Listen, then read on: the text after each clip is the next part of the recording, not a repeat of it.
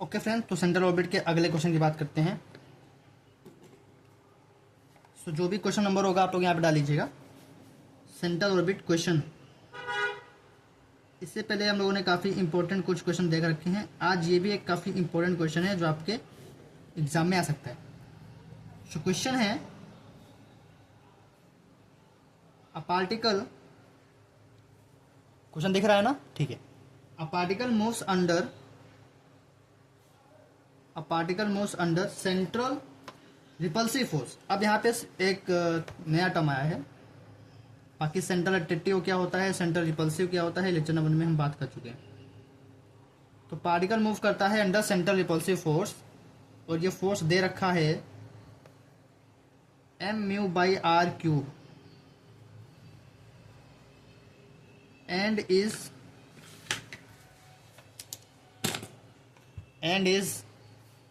projected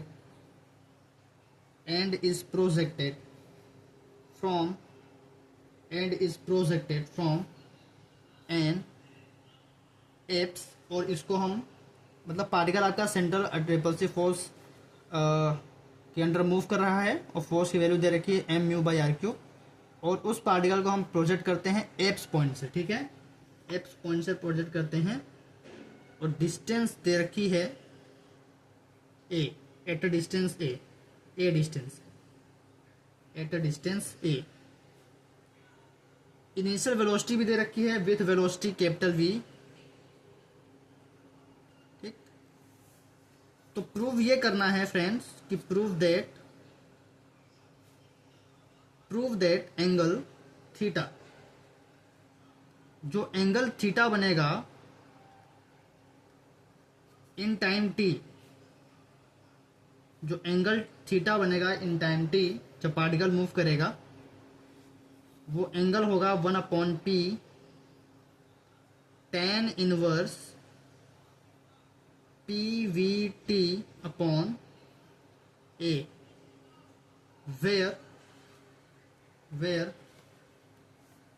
जहाँ पे ये p है, या p का स्क्वायर जो है वो mu plus a² capital V² के बराबर दे रखा है। तो यहाँ पे p का मतलब क्या है, under root of mu plus a² V², और p² यहाँ पे दे रखा है म्यू प्लस a² V²। ठीक, तो यहाँ से p की वैल्यू निकाल सकते हैं। खैर अभी मुद्दा ये नहीं है, मुद्दा ये है कि पार्टिकल की कंडीशन यहाँ पे ये है कि मूव कर रहा है सेंट्रल ऑर्बिट में, रिपल्सिव फोर्स दे रखा है mu/r³, एप्स पॉइंट से प्रोजेक्ट होता है पार्टिकल ए डिस्टेंस से, इनिशियल वेलोसिटी v है उसकी। ठीक, इनिशियल वेलोसिटी 0 नहीं है, इस बार v है जैसा पिछले वाले केस में था। एंगल थीटा जब वो पार्टिकल मूव करना शुरू करेगा, ठीक है, मान लीजिए इस तरीके से मूव करेगा, तो यहाँ से इनिशियल पॉइंट से किसी टाइम टी पे जो एंगल थीटा बनेगा, ठीक, एंगल थीटा, वो एंगल थीटा ये होगा। ठीक, तो कैसे करेंगे इसको, आइए देखते हैं। तो सबसे पहले आप डालेंगे सॉल्यूशन, ठीक, और फिर आप लिखोगे गिवन कंडीशन। तो गिवन दे रखा है सबसे पहले रिपल्सिव फोर्स, तो गिवन रिपल्सिव फोर्स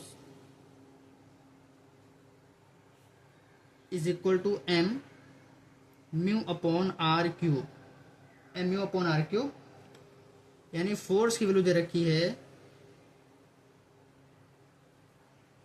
mu/r³।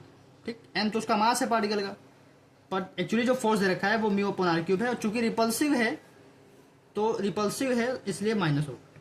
ठीक, अट्रैक्टिव होता तो प्लस ले लेते, रिपल्सिव है इसलिए माइनस होगा। ठीक, मैंने बताया था पिछले वाले केस में। पिछले वाले केस में जब हम लोग उषा कर रहे थे, क्या करते थे, साइन इनवर्स टाइप का क्वेश्चन, तो वहाँ पे अट्रैक्टिव फोर्स की बात की गई थी, तो वहाँ पे मैंने बताया था कि हमने उसको साइन चेंज कर दिया था तो प्लस हो गया था। ठीक, तो रिपल्सिव फोर्स इसलिए माइनस आया है। ओके, अब आपको पता है कि 1/r की वैल्यू क्या होती है, u होती है, तो ये चेंज हम कर सकते हैं -μu³। ये u है, ये म्यू है, इस बात का ध्यान दीजिएगा, कंफ्यूज मत होइएगा। This is u, this is mu, और u किस लिए आया है, क्योंकि 1/r की वैल्यू होती है u। ओके, अब आपको क्या क्या पता है, आओ।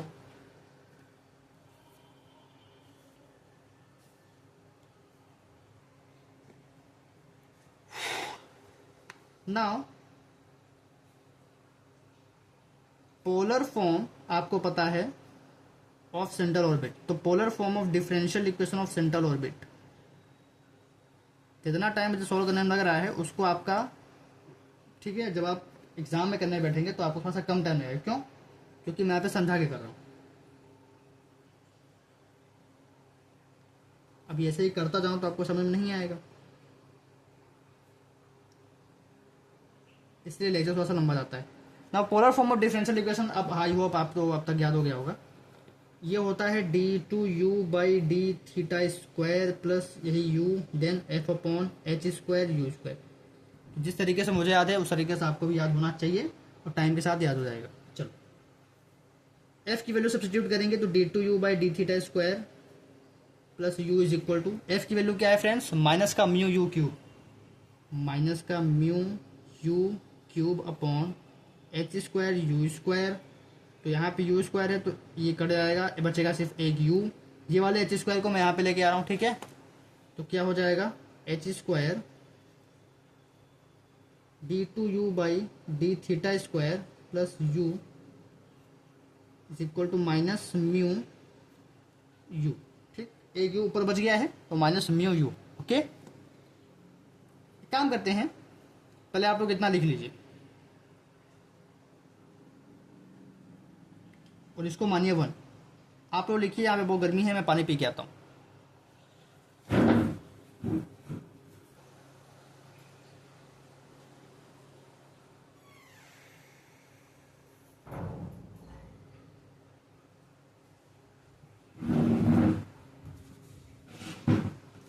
लिख लिया आप लोगों ने?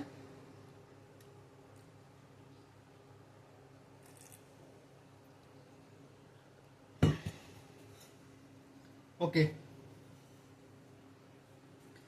सो I am writing on next page. So this is equation. अब ये जो इक्वेशन आई है ना, इसमें मैं कुछ यहाँ पे चेंज करूंगा। काम करते हैं, both side multiply both side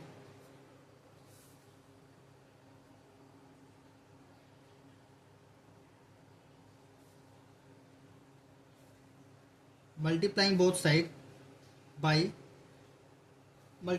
side by 2du/d theta. बस क्वेश्चन को सॉल्व करने का तरीका है। तो क्वेश्चन को मैं अब जिस तरीके से सॉल्व कर रहा हूँ वो तरीका यही है। अगर और कोई भी तरीका हो सकता है, ठीक है, मैं इस तरीके से कर रहा हूँ। तो अभी तक जो किया वो तो आपको समझ में आया होगा, बट अब यहाँ पे थोड़ा सा चेंज है। मैं 2du/d थीटा से दोनों साइड मल्टीप्लाई करना चाह रहा हूँ, ठीक है। तो थोड़ा सा और आसानी हमारे पास हो जाएगी। और एक चीज़ और, ये थोड़ा सा लेंदी क्वेश्चन है तो इट्स टेक टाइम। तो 2du/d थीटा से मल्टीप्लाई किया दोनों साइड तो हमें क्या मिलेगा,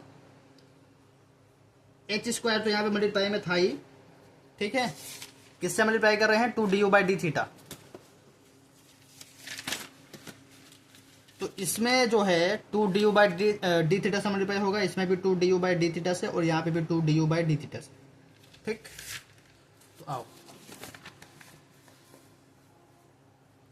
सो यहाँ पे आएगा आपके पास 2du/d थीटा और यहाँ पे था d2u/d थीटा² प्लस था 2du/d थीटा और यहाँ पे u भी था।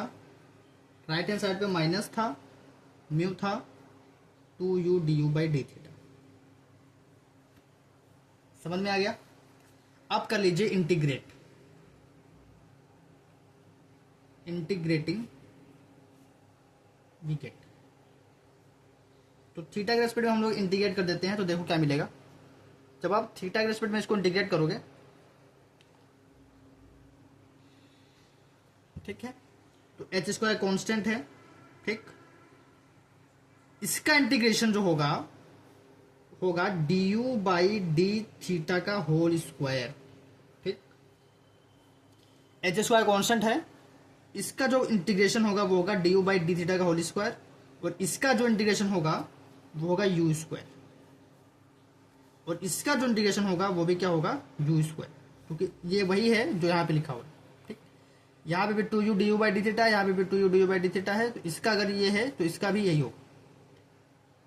अब कैसे हुआ है तो मैं आपको बता देता हूँ ये कैसे हुआ। यहाँ पे इंटीग्रेशन और डिफरेंशिएशन दोनों क्या है, रिवर्स प्रोसेस। इंटीग्रेशन और डिफरेंशिएशन क्या है, दोनों ही रिवर्स प्रोसेस है, आपको पता है। मतलब जिस फंक्शन का आप डिफरेंशिएशन करते हैं या जिस फंक्शन का आप इंटीग्रेशन करते हैं, तो जो आता है अगर आप उसका वापस से इंटीग्रेशन या डिफरेंशिएशन कर देंगे तो वही आ जाएगा जिसका आपने किया था इंटीग्रेशन और डिफरेंशिएशन। मतलब इसे कहने का मतलब ये है, मैं आपको एग्जांपल लेके दिखाता हूँ, ठीक, तब आपको समझ में आएगा। जैसे मुझको इंटीग्रेशन करना है 1/x dx का, मुझको इंटीग्रेशन करना है 1/x dx का, तो अगर मैं इसका इंटीग्रेशन करूंगा तो क्या आएगा, log x, ठीक, log x आएगा। तो ये जो आया है, अगर मैं इसका डिफरेंशिएशन करूंगा तो देखो मुझे क्या 1/x मिलता है। तो अगर मैं log x का डिफरेंशिएशन करने जाऊं तो मुझे 1/x मिलता है, ठीक। इसीलिए कहते हैं कि इंटीग्रेशन और डिफरेंशिएशन क्या है, रिवर्स प्रोसेस है।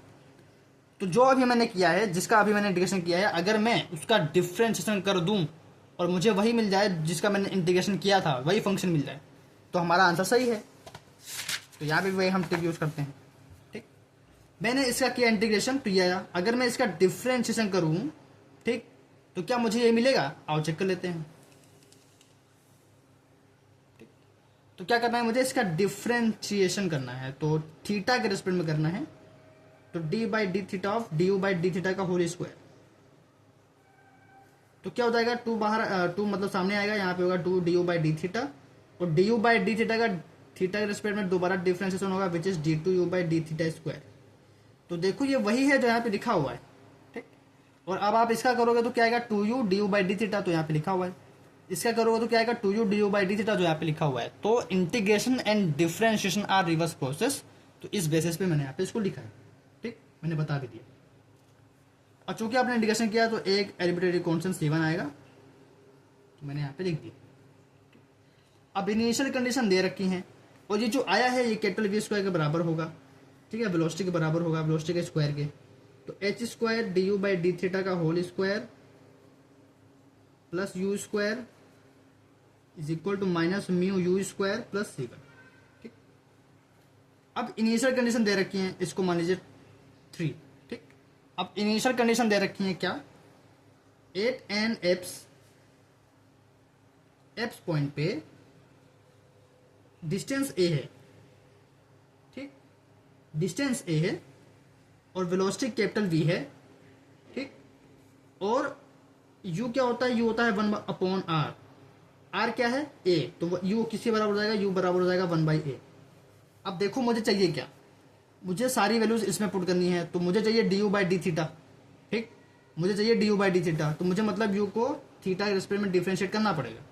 तो D you by D theta कितना हो जाएगा, D by D theta of 1/a, क्योंकि यू की वैल्यू कितनी आ गई, 1/a, क्योंकि आर कितना दिया है, ए, कहाँ पे, एप्स पे, तो 1/r 1/a हो गया, 1/a कांस्टेंट होता है, कांस्टेंट का डिफरेंशिएशन 0 होता है किसी भी रिस्पेक्ट में, ठीक। तो एप्स यानी इनिशियल कंडीशन पे वेलोसिटी कैपिटल वी है, डिस्टेंस ए दे रखा है क्वेश्चन में, तो D you by D theta कितना आ जाएगा, 0 आ जाएगा, D you by D theta कितना आ जाएगा, 0 आ जाएगा। इन सारी वैल्यूज को मैं 3 में पुट कर रहा हूँ, ठीक, इन सारी वैल्यूज को मैं यहाँ पे 3 में पुट कर रहा हूँ। 3 वाली इक्वेशन आपको दिख रही है, तो हमें क्या मिलेगा, capital V square is equal to H square, D you by D theta 0 आया है, तो 0 का स्क्वायर मतलब 0 plus U square minus mu U square plus c1, okay, clear है।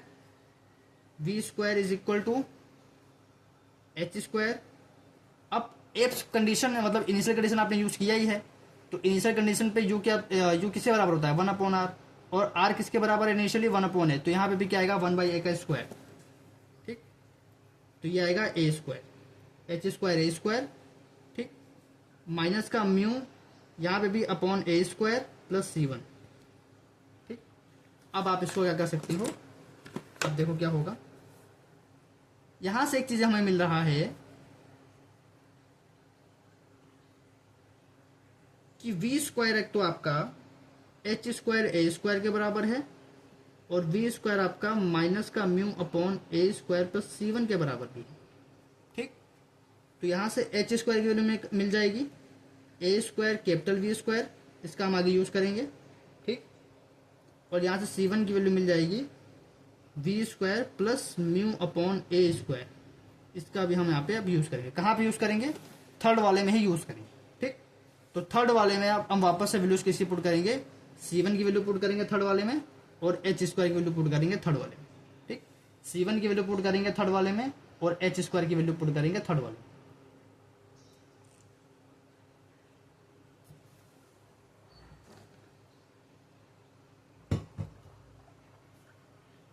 C1 के निकाल चुके हैं, एच स्क्वायर निकाल चुके हैं, वैल्यू पुट करते हैं। तो यहाँ पे है एच स्क्वायर, तो एच स्क्वायर की जगह क्या आएगा friends, a square we square, बाकी सब कुछ एज इट इज। C1 की जगह क्या आएगा, v square plus mu by A square. लिख लिए, ठीक है, मुझसे पहले आप लोग लिख लीजिए।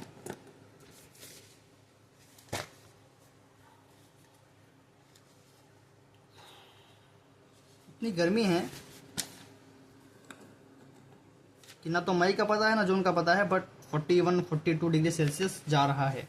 तो जिस कमरे में मैं शूट कर रहा हूँ वहाँ हॉटनेस हम आपको नहीं बता सकते इस वक्त। मतलब मैं पूरे पसीना से भीग चुका हूँ, सिंपल सा मतलब ये। और आप लोग एग्जाम्स आ रहे हैं, मुझे उम्मीद है कि आप लोग पढ़ चुके होंगे अब तक 90% सिलेबस। अच्छे से एग्जाम दीजिएगा। केमिस्ट्री स्कोरिंग है, मैथ्स भी स्कोरिंग है, और मैथ्स में मैकेनिक्स तो काफ़ी स्कोरिंग है। ठीक, एनालिसिस में आप गलती कर सकते हैं तो नंबर काट देंगे। टीचर पे भी डिपेंड करता है, प्रोफेसर पे भी डिपेंड करता है कि क्या मूड है।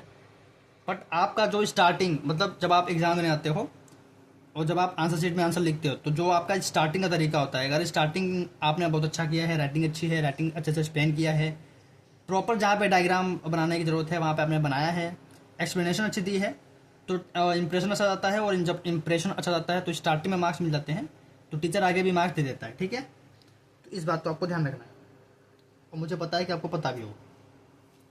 तो सारी वैल्यूज मैं पुट करने जा रहा हूँ। सो एच स्क्वायर की जगह मैं A square capital V square value put किया, बाकी वो एच डी रहेगा U square plus D two U by D theta का, sorry D you by D theta का स्क्वायर, और यहाँ पे माइनस म्यू यू स्क्वायर था प्लस C1 था। C1 की वैल्यू भी मैंने निकाली थी, V square plus mu by A square. चलो, वन में वैल्यू, सॉरी वन में कह रहे हैं, थर्ड इक्वेशन में वैल्यू पुट करी तो हमें ये मिल गया। ठीक, on putting this values in equation number third, so we will get this. क्या करते हैं, इस ए स्क्वायर वी स्क्वायर को अंदर मल्टीप्लाई करवाते हैं, तो क्या मिलता है, A square we square you square plus A square we square D you by D theta का होल स्क्वायर, और राइट हैंड साइड पे माइनस का mu U square plus V square plus mu A square. Right hand side पे कोई change नहीं किया है, but left hand side पे जो ए स्क्वायर वी स्क्वायर था उसका मल्टीप्लिकेशन करवाया है अंदर। अब यहां से A square we square D you by D theta का होल स्क्वायर, यानी जो ये वाला टर्म है इसको यहाँ पे लेफ्ट हैंड साइड रखा हूँ, और इस वाले टर्म को मैं राइट हैंड साइड भेज रहा हूँ। ये वाला जो टर्म है इसको मैं राइट हैंड साइड भेज रहा हूँ। तो जब ये राइट हैंड साइड जाएगा तो माइनस में हो जाएगा, तो माइनस का A square we square you square minus का म्यू यू स्क्वायर प्लस का वी स्क्वायर प्लस का mu upon A square. A square we square D you by D theta का whole square is equal to minus, अब यहां से देखो you square तो common ले लेते हैं, ओके, तो माइनस भी कॉमन ले लेते हैं, तो बचेगा A square we square plus mu, और यू स्क्वायर बाहर ले लिया, और प्लस यहाँ पे क्या किया, यहाँ पे ए स्क्वायर एलसीएम ले लिया, तो ये हो गया A square we square plus mu. यहाँ पे ए स्क्वायर एलसीएम लिया, यहाँ पे यू स्क्वायर कॉमन लिया माइनस के साथ, ओके। काम करते हैं, इसको हम लोग और सॉल्व करते हैं। लेफ्ट हैंड साइड में कोई चेंज नहीं कर रहा हूँ, राइट हैंड साइड को सॉल्व कर रहा हूँ। तो राइट हैंड साइड को सॉल्व करते हैं, ए स्क्वायर वी स्क्वायर प्लस जो ये म्यू है इसको मैंने अभी ऐसे रखा, ये जो माइनस है ये अब इसमें हम सोच रहे हैं मल्टीप्लाई करवाएं, ठीक।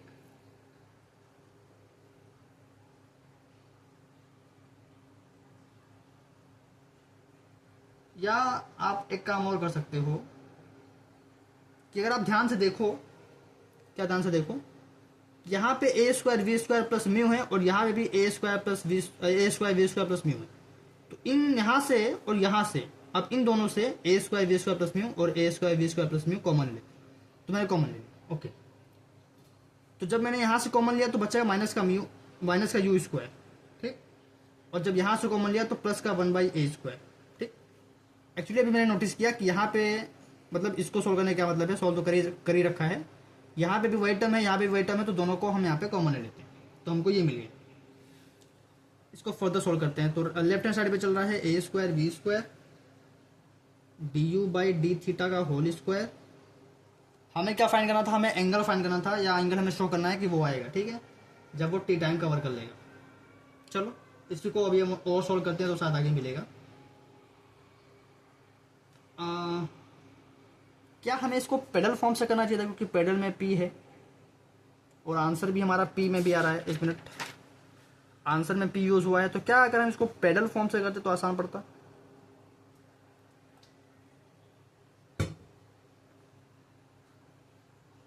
यहाँ पे पी है, चलिए कोई बात नहीं, पोलर से भी हो जाना चाहिए। पहले पोलर से ट्राई कर लेते हैं। तो A square we square du/dt का होल स्क्वायर, यहाँ पे आया A square we square plus mu, और अगर मैं यहाँ से दोबारा एलसीएम लूँ ए स्क्वायर, ऊपर आ जाएगा आपके पास माइनस का ए स्क्वायर यू स्क्वायर और यहाँ आ जाएगा 1, ठीक। यानी ये हो जाएगा 1 minus a square you square, कैसे भी आप लिख सकते हो, ठीक। अब यहाँ से देखो कि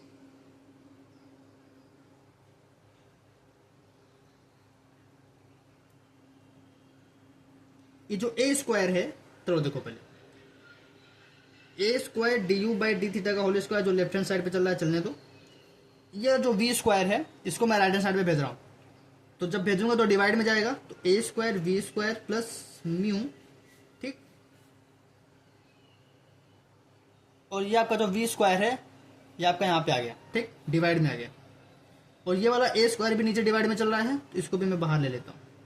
अंदर क्या बच गया, 1 minus a square you square. अंदर क्या बच गया, 1 minus a square you square.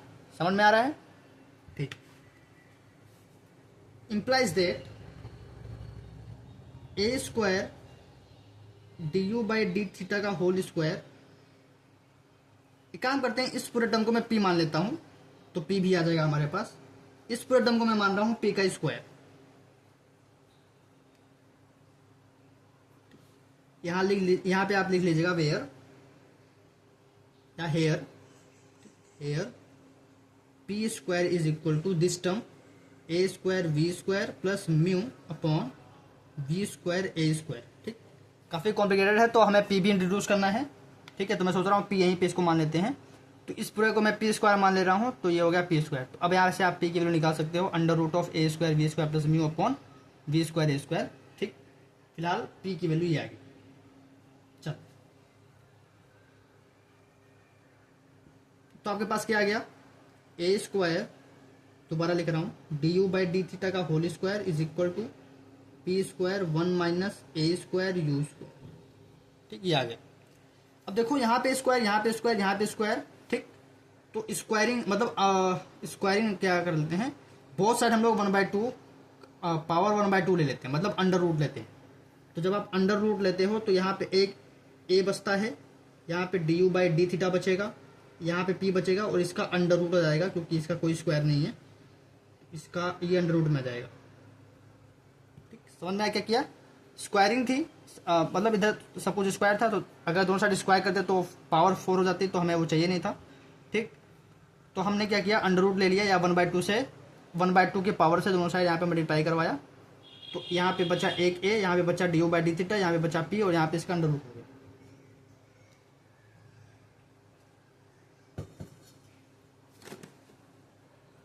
देखो यहाँ पे जो ये टर्म है इसको इधर लेके आते हैं du के साथ, तो this is a upon under root 1 minus a square you square du, और थीटा को उधर लेके जाते हैं और इंटीग्रेट करते हैं, ठीक।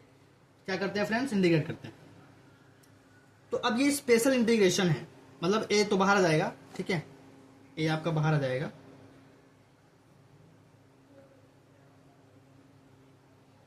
जो ये दिया हुआ है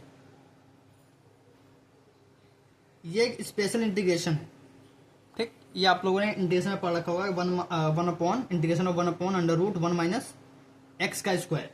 तो integration of 1 upon under root 1 minus x का स्क्वायर क्या होता है, डी एक्स के रेस्पेक्ट, ये होता है साइन इनवर्स, ठीक, साइन इनवर्स एक्स, ठीक, साइन इनवर्स एक्स क्या होता है, साइन इनवर्स एक्स। लेकिन यहाँ पे x क्या होता है, यहाँ पे x क्या दे रखा है, x जगह ए स्क्वायर यू स्क्वायर है, तो ए स्क्वायर यू स्क्वायर का दोबारा होगा तो वो डिनोमिनेटर में चला जाएगा, वो तो हम जानते हैं। चलो आगे बढ़ते हैं।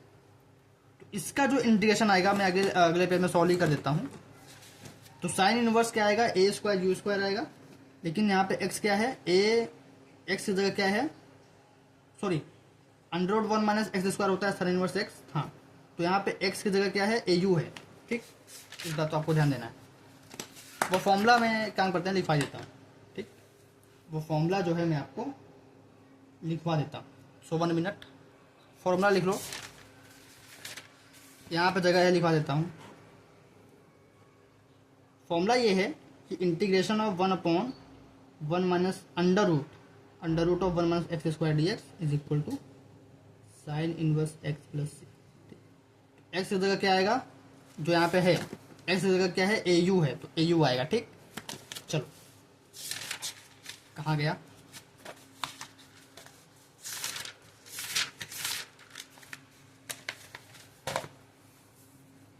सो what you will get, A तो बाहर था, इसका हो गया साइन इनवर्स एक्स, यानी साइन इनवर्स ए यू, और इसका दोबारा होगा तो यू के रेस्पेक्ट में, तो सॉरी डी यू के रेस्पेक्ट में होगा ना, तो डी यू के रेस्पेक्ट में यू का डिफरेंशिएशन मतलब 1 हो जाएगा, बचेगा ए, तो ये वाला ए से ए कैंसिल हो जाएगा, ठीक। और राइट हैंड साइड पे इंटीग्रेशन पी थीटा चल रहा है, तो थीटा रेस्पेक्ट में पी बाहर आएगा और इंटीग्रेशन डी थीटा का थीटा हो जाएगा प्लस एक कॉन्स्टेंट सी टू आएगा, अच्छा, ठीक। मतलब ये आ गया sine inverse A you is equal to P theta plus c two, एक कॉन्स्टेंट आ गया। क्वेश्चन 4 एक और एरिडिटरी कांस्टेंट आया है, तो इनिशियल कंडीशन यूज करते हैं, पर यहाँ पे थीटा भी आ गया है। इंटरेस्टिंग चीज ये है, तो इनिशियली एक्स पॉइंट पे आर किसके बराबर है, ए के बराबर है, वेलोसिटी किसके बराबर है, कैपिटल वी के बराबर है, और चूंकि इनिशियल पॉइंट है तो वहां से प्रोजेक्ट किया जा रहा है, तो थीटा तो 0 अभी होगा, ठीक। अब वहां से प्रोजेक्ट कर रहे हो ना, इनिशियल पॉइंट तो आप वहां से प्रोजेक्ट कर रहे हो, तो पार्टिकल तो वहां पे इनिशियल पॉइंट पे तो एंगल 0 बनाएगा। अब जैसे जैसे आगे बढ़ेगा, मूव करेगा सेंट्रल ऑर्बिट पे, तो थीटा बनेगा, बट इनिशियली थीटा 0 है। इसका यूज हम यहाँ पे कर लेते हैं, तो साइन इनवर्स u की जगह मैं 1/a ले लेता हूं, p की जगह p ही रहने दो, थीटा की जगह 0 आ जाएगा प्लस c, तो कैंसिल हो गया, बचेगा यहाँ पे साइन इनवर्स 1, यहाँ पे 0 प्लस c2 हो गया, c2 वैल्यू साइन इनवर्स 1 आ गई, और साइन इनवर्स 1 की वैल्यू होती है π/2। साइन इनवर्स 1 की जो वैल्यू होती है π/2 होती है, ठीक है, याद रखना।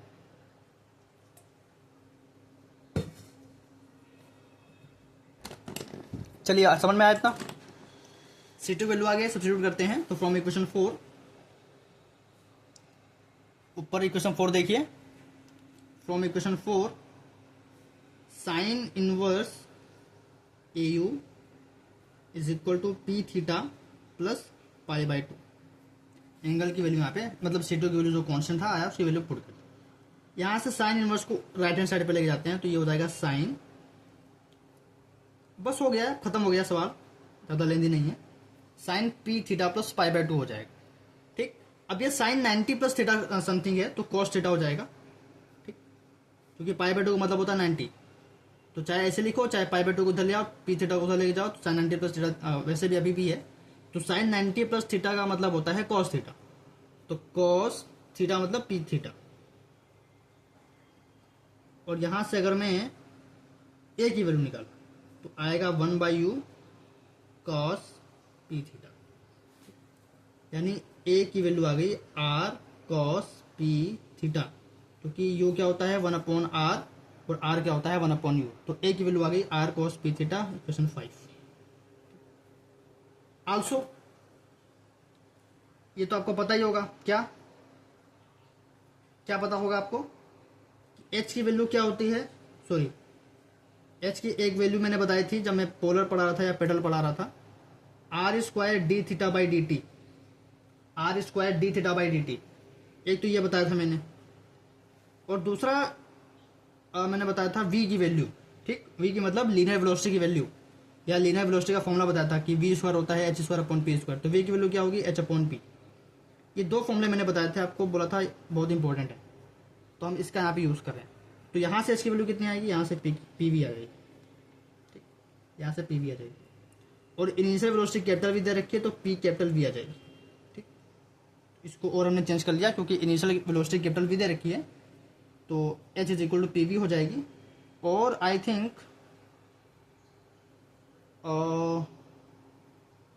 पी आपका ए के बराबर हो जाएगा, ठीक। Initially since P is equal, P भी एक डिस्टेंस ही है, तो पी आपका इनिशियली ए के बराबर हो जाएगा, क्योंकि इनिशियल ए दे रखा है डिस्टेंस, तो ये ए कैपिटल बी के बराबर हो जाएगा, ठीक।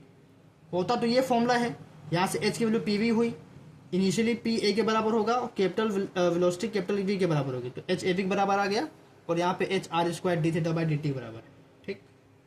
चलो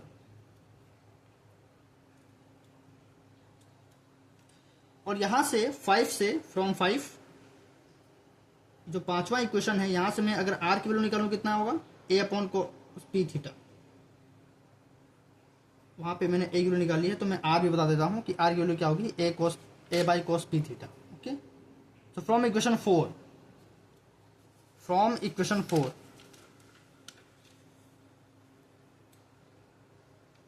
एक काम करते हैं, फ्रॉम इक्वेशन 4 नहीं, इक्वेशन 4 का तो हम लोग यूज कर ही चुके हैं, इक्वेशन 4 हमारे पास क्या थी, ये वाली थी, ठीक।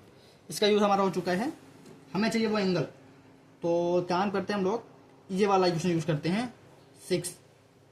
सो फ्रॉम इक्वेशन 6, ये हमने बताया हुआ है आपको, तो फ्रॉम इक्वेशन 6 फटाफट करते हैं ताकि गर्मी मुझे भी लग रही है। From equation 6 we get,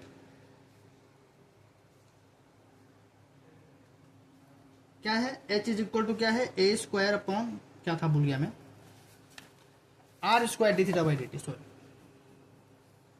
H is equal to r square d theta by D t. H की वैल्यू यहाँ से और क्या आई है, एच की वैल्यू यहाँ से ए कैपिटल वी आई है, सबसे पहले तो इसकी वैल्यू सब्स्टिट्यूट करते हैं ए कैपिटल वी, ठीक।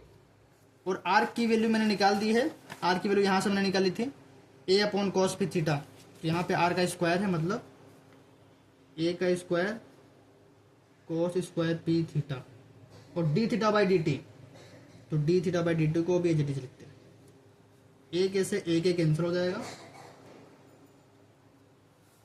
यहाँ पे पी थीटा है, यहाँ पे थीटा है, तो अब ठीक है वेरिएबल सेपरेबल करते हैं, इधर होगा डी टी, ठीक है डी टी को उधर ले आया, और इधर हो गया ए अपॉन वी को इधर लेके आएंगे, कैपिटल वी इधर नीचे आ जाएगा, और 1 upon cos square P theta होता है सेक स्क्वायर पी थीटा, ठीक। और हम इसका कर रहे हैं इंटीग्रेशन, ठीक, वेरिएबल सेपरेबल करके दोनों साइड हम लोग इंटीग्रेशन करना चाह रहे हैं, तो यहाँ से आएगा टी, यहाँ से आएगा A by V, sec square X का जो इंटीग्रेशन होता है वो होता है tan x, ठीक। तो ये हो जाएगा tan पी थीटा का डिफ्रेंशिएशन होगा p प्लस एक एर्बिट्रेरी कांस्टेंट फिर से आएगा, ठीक, एक एर्बिट्रेरी कांस्टेंट दोबारा आएगा, ठीक। तो इसको मैं मान रहा हूँ इक्वेशन 8, अभी तक 7 इक्वेशन हो गई हैं, तो दिस इज इक्वेशन, एक एर्बिट्रेरी कांस्टेंट फिर से आ गया है, तो इनिशियल यूज करते हैं ताकि इसको हटा पाएं। इनिशियल पॉइंट पे एप्स पॉइंट पे थीटा 0 है और टाइम भी 0 है, क्योंकि इनिशियली पार्टिकल वहां से प्रोजेक्ट किया जा रहा है, तो टाइम भी 0 है। वैल्यू पुट करेंगे तो 0 is equal to a upon v, tan theta भी 0 है, मतलब टेन 0 पी प्लस C3, तो यहाँ से C3 मतलब सब 0 हो जाएगा, तो C3 की वैल्यू आ जाएगी 0। ये इधर जाएंगे कांस्टेंट है, तो इधर 0 हो गया, ये भी 0, टेन 0 0 होता है, ठीक। C3 की वैल्यू आ गई 0, पुट कर देते हैं यहाँ पे, तो ये आया t is equal to a upon b tan p theta upon p plus 0। मतलब टी की वैल्यू आ गई ए अपॉन कैपिटल वी, और ये वाला पी बाहर ले रहा हूँ, मतलब इधर ले रहा हूँ, टेन पी थीटा। ठीक, यहाँ से टेन पी थीटा की वैल्यू कितनी आएगी? टेन पी थीटा की वैल्यू आएगी T P V upon A. ठीक, पी थीटा की वैल्यू कितनी आएगी फ्रेंड्स? ये आएगी tan inverse P V T upon A. ठीक, और थीटा की वैल्यू कितनी आएगी फ्रेंड्स? थीटा की वैल्यू आएगी 1/p tan inverse P V T upon A. तो यही तुम्हें प्रूफ करना था। ठीक, तो इस तरीके से प्रूफ होता है। तो थोड़ा सा लेंदी था, बट पोलर से हो गया। आप देख सकते हैं कि पोलर से आसानी से हो गया। इस बात को आपको, अब पी की वैल्यू क्या है? पी की वैल्यू है, कहाँ गया पी की वैल्यू? आपको ध्यान रखना है, पी की वैल्यू है पी स्क्वायर, मतलब पी की वैल्यू है under root of a square we square plus mu upon a v. ठीक, तो पी की वैल्यू ये है। तो इस अ लॉन्ग क्वेश्चन, बट ठीक है, पोलर से हो गया है। तो आई होप आपको समझ में आया हो। नहीं समझ में आया तो और तरीका भी ढूंढ लेंगे। ठीक, बट आप लोग कमेंट करिएगा कि आपको कैसा लगा।